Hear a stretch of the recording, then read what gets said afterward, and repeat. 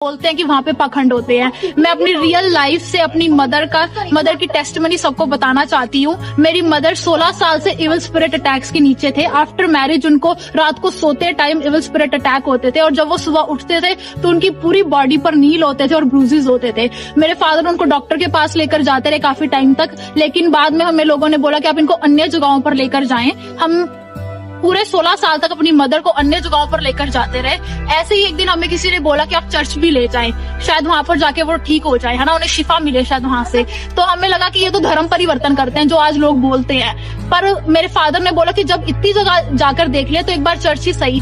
जो चीज 16 सालों में नहीं हुई वो चर्च में एक बार जाते ही हो गई। मेरी मदर 16 साल में पहली बार रात को सही से सोए, चैन से सोए, और उनको जब वो सुबह उठे तो उनको कोई बॉडी पर ब्रूजेस नहीं थे। मैं आप लोगों को यही बोलना चाहूंगी कि आप बोलने से पहले आप एक बार सोचें कि आप बोल क्या रहे हैं और थोड़ा कॉमन सेंस लगाएं। आपके पॉडकास्ट देखकर हमें इतना तो पता चल गया कि आप लोग बहुत समझदार हैं, तो थोड़ी समझदारी और दिखाएं और डिटेल्स में जाकर देखें। आप लोग बोलते हैं कि आपको पैसे मिले हैं। जब आप किसी शराबी को देखते हैं जो बहुत ज्यादा एडिक्शन के नीचे है और वो घर जाकर मारपीट करता है या गाली देता है अपनी फैमिली को, और जब वही आदमी चर्च में जाकर ठीक हो जाता है तो आप लोग बोलते हैं कि उसको पैसे मिले हैं। इतने पैसे लाएंगे कहाँ से चर्च वाले? पहले आप ये सोचें। अगर हमें पैसे मिले होते तो हम कनाडा क्यों आते? हम इंडिया में अपनी लाइफ अच्छे से जीते। और अगर कनाडा आ ही गया तो हम लोन लेकर क्यों आते? हम इजिली आ जाते। हम इतना लोन लेकर कनाडा में आए, स्ट्रगल कर रहे हैं, पर परमेश्वर की दया है हम पे। पिछले 4 सालों में उसने हमें बहुत अच्छे से रखा हुआ है। हम देखते हैं यहाँ पर आकर बच्चे कैसे अपने माँ बाप से अलग होकर पाप में चले जाते हैं और फिर बाद में डिप्रेशन में चले जाते हैं, लेकिन खुदा की दया हम पे। इस कंट्री में रहकर भी हम उसके नाम को इज्जत, महिमा और जलाल देते हैं।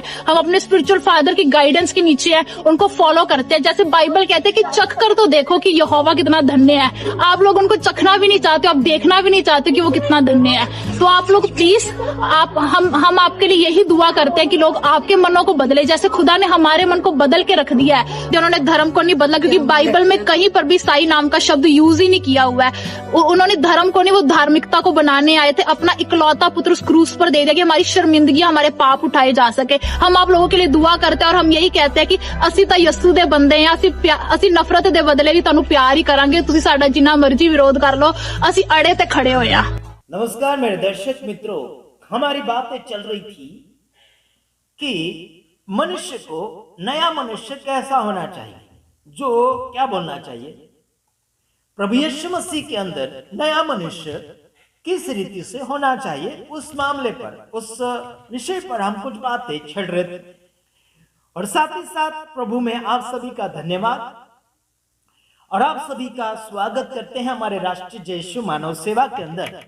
आपने जो बीते हुए वर्षों से लेकर अभी तक सपोर्ट दिया है, आर्थिक सहयोग किया है, और क्या बोलना चाहिए कि आपने अलग अलग रीति से हमें सपोर्ट किया है, हम उन सभी का बहुत ही धन्यवादी है।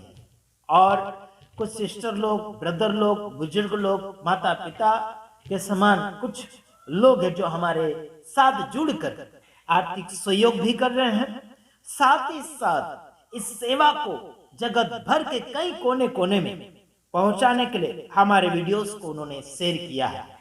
हमारे लोग लंदन के अंदर है, अमेरिका के अंदर है, और साथ ही साथ इजराइल के अंदर भी है, और दुबई के अंदर भी है, और क्या बोलना चाहिए, इंग्लैंड के अंदर, और जगह जगह, जैसे मुझे नाम भी याद नहीं आ रहे हैं, उन सारे देश के लोगों का मैं धन्यवादी हूँ। साथ ही साथ भारत देश के हर राज्य के अंदर के लोग मेरे साथ जुड़े हुए हैं। साथ ही साथ व्हाट्सएप ग्रुप के अंदर भी हैं, और यूट्यूब के ऊपर, फेसबुक के ऊपर, ये सारे लोग जो मेरे साथ जुड़े हैं, उन सभी का मैं धन्यवादी हूँ। आप सभी को हमारे घर के भाई बहन और हमारे परिवार के भाई बहन समझकर आप सभी के सामने हम अपना सदस्य समझकर वीडियो को शेयर करते हैं। भूख में, प्यास में, रात में, दिन में, आप सभी के साथ हम वीडियो को शेयर करते हैं। दुख में, सुख में, हमेशा आप सभी के सामने हम आते चले जाते हैं। तो आइए वचन आप देखिए, आपके सामने पहले से मैं रख दिया हूँ, लिखा हूँ हेडिंग में, नया मनुष्य कैसा हो। आखिर में लिखा आगे और देखिए। ठीक यहाँ पर लिखा गया है 24 वचन, इफिसियों 4 का 24 वचन में, और नए मनुष्यत्व को पहन लो जो परमेश्वर के अनुसार सत्य की धार्मिकता और पवित्रता में सृजा गया है। Praise the Lord, hallelujah. नए मनुष्यत्व को पहन लेना है, मतलब यीशु मसीह को आपके और मेरे ऊपर पहन लेना है। जब जैसे कि आपको मैं आपको दिख रहा हूं, मैंने कपड़े पहने हैं, टाई लगाई है, शर्ट पहना है ना, अलग अलग प्रकार की चीजें आपके सामने मैंने रखी है, ये सब आपको दिख रहा है, समझो मेरे लिए तो नया है। तो समझ लीजिए उसी प्रकार जितने अच्छे आप ऊपर से पहनोगे कपड़े, उतने अच्छे आप स्मार्ट दिखेंगे।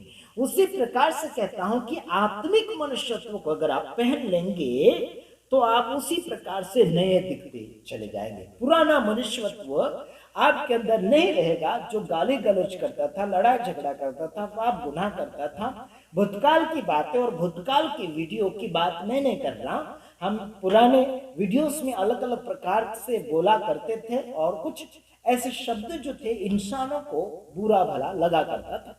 लेकिन आज मैं आपको बताना चाहता हूं, जो व्यक्ति बाइबल को पढ़ता और समझता है वो व्यक्ति सारी बातों को सहन करना जानता और सहन भी करता है।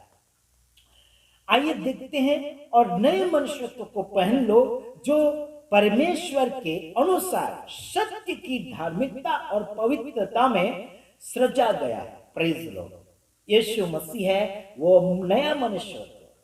प्रेज द लॉर्ड, जब यीशु मसीह को आप और मैं पहन लेंगे तो आपके और मेरे कार्य क्या बोलना चाहिए, सीमा रहित जाएंगे, सीमा के बिना जाएंगे। समझे कि नहीं समझे? आर पार सबके लिए भाई भलाई का कार्य होगा। Praise the Lord, hallelujah. नया मनुष्यत्व जब होता, लड़ाई झगड़ा, पाप, गलती, झूठ नहीं करेगा, दादागिरी नहीं करेगा, भिखारी जैसा नहीं रहेगा। समझे कि नहीं समझे? तो कुछ लोग जो है हमसे डिबेट मांग रहे हैं, डिबेट करने आ जाओ, हिम्मत नहीं है, ये नहीं वो नहीं वो नहीं। अरे बाबा, हम वैसे फालतू कामों के लिए नहीं है। कभी हमारे वीडियोस में आपने देखा कभी डिबेट करते हुए किसी के साथ? नहीं। समझे कि नहीं समझे? तो आइए अगला वचन पढ़ेंगे। इस कारण झूठ बोलना छोड़कर हर एक अपने पड़ोसी से सच बोले, क्योंकि हम आपस में एक दूसरे के अंग हैं। Praise the Lord. क्या कहा? अगर आप और मैं नए बन चुके हैं तो इसीलिए कहता हूं यहां कि झूठ बोलना छोड़कर अपने पड़ोसी से सच बोले, क्योंकि हम आपस में एक दूसरे के अंग हैं। एक दूसरे के अंग हैं। एक दूसरे के अंग को छेड़ने की क्या जरूरत है? एक दूसरे के अंग को चिमटी भरने की क्या जरूरत है? उनको नीचे गिराने की क्या जरूरत है? उन्हें मारने की क्या जरूरत है?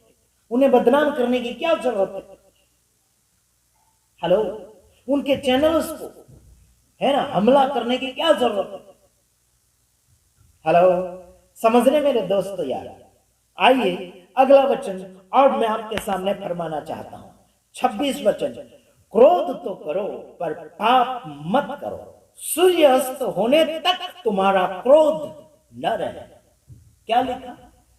गुस्सा तो करो लेकिन पाप मत करो।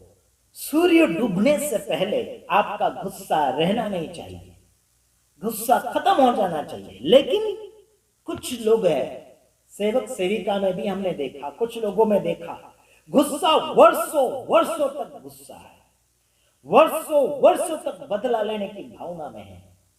यहां लिखा शाम को, मतलब दिन डूबने से पहले आपका गुस्सा खत्म हो जाना चाहिए, ऐसे कहा गया है इस वचन के अंदर। सूर्य अस्त होने से पहले क्या लिखा? क्रोध न रहे।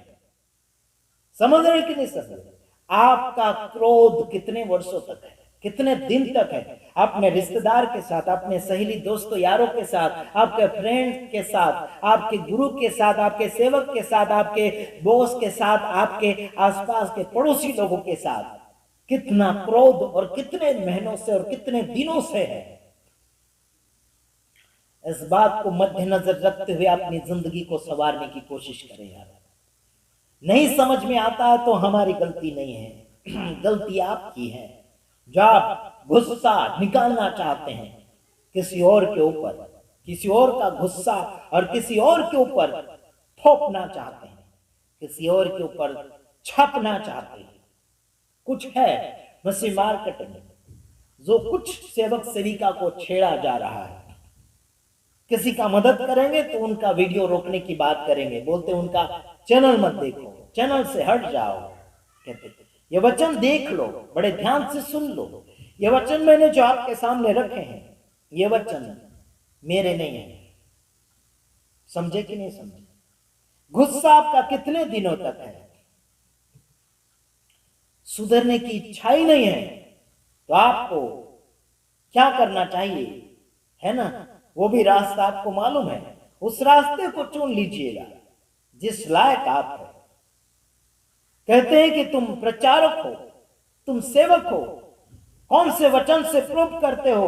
कहते हैं प्रूव करने की जरूरत नहीं, जनता जानती है कि हम सेवा करते हैं या नहीं करते हैं। समझ में आता है कि नहीं आता? मेरे भाइयों बहनों, देश विदेश में जितने भी हमारे वीडियोस को लोग देखते हैं, आप सभी के हम शुक्रगुजारी हैं कि यहां तक पहुंचाने में आप सभी का सहयोग मेरे साथ बना रहा है।